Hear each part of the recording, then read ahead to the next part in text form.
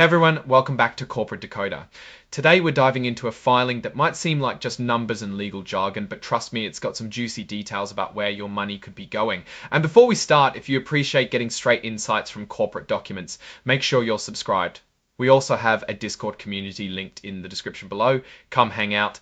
This time we are taking a peek into the Fidelity Private Credit Fund and their latest report. This fund is basically lending money to companies that might not easily get loans from your regular bank. The goal to make some profits, but how are they doing? Let's decode this and see if it's all good news or if some storm clouds are gathering. First up are their distributions. Basically, this is the money they are sending out to shareholders.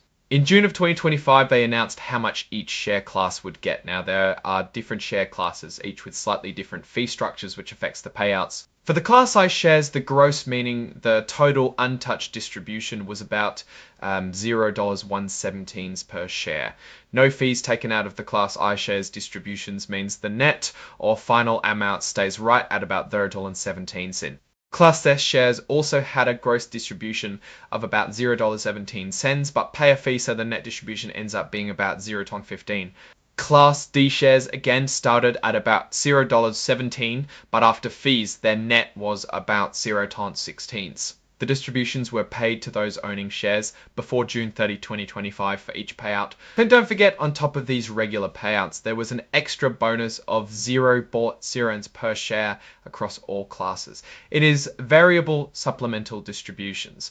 So shareholders had the option to either take this as cash or reinvest it to get even more shares. Alright, next up is the net asset value, or NAV. This is a really important number because it tells you how much each share is actually worth based on what the fund owns minus what it owes. As of May 31, 2025, Class I shares had a NAV of about 25.43 cents.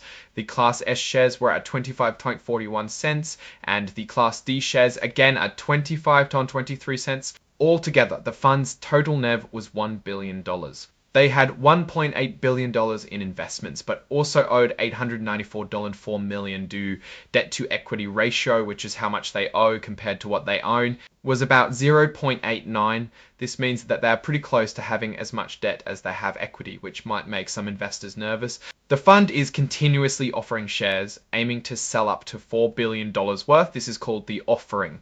Here is how the shares are selling as of the date of this filing. For Class I shares, they've sold about 40.9 million shares, bringing in about $1 billion. For Class S shares, it's about 78,000 shares or $2 million. Class D sold very few, only like 460 shares. There's also a private offering where they sell directly to specific investors. For the private Class I shares, they've sold about 123,000, totaling $3.2 million. Class S and D shares, in comparison, had no sales.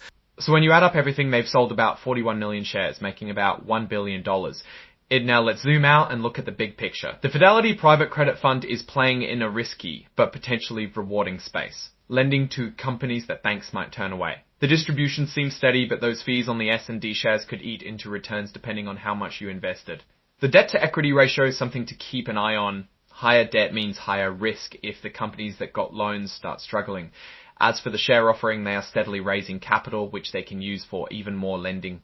Overall, the fund seems to be performing okay, but it's not without risks. The high debt and dependence on potentially shaky borrowers mean investors should tread carefully. On the other hand, the steady distributions and growing pool of assets could be a good sign. Alright, that's our breakdown of this SEC filing. What's your take on these distributions, NAV and debt levels?